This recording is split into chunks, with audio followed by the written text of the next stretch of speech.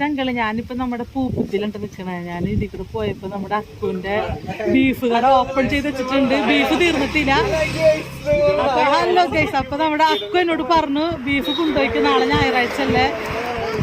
ഞാന് അപ്പൊ ബീഫ് വാങ്ങിക്കാൻ നിൽക്കണ്ട. അപ്പൊ നല്ല അടിപൊളി ബീഫാണ് കേട്ടോ. പൂപ്പത്തിയിൽ നമ്മുടെ ഷാപ്പിന്റെ തൊട്ടടുത്തിന് കാണിക്കുന്ന ബീഫ് കട കാണിച്ചിട്ട്.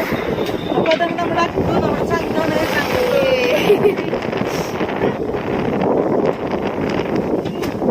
സൂപ്പർ ബീഫാണ്.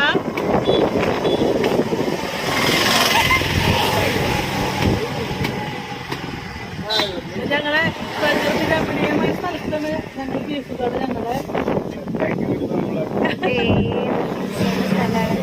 കണ്ട ഞങ്ങളുടെ പൂപ്പത്തി പാടാണ് ഈ കാണുന്നിട്ട് ചങ്കളെ. നമ്മുടെ സോയി സ്റ്റാർ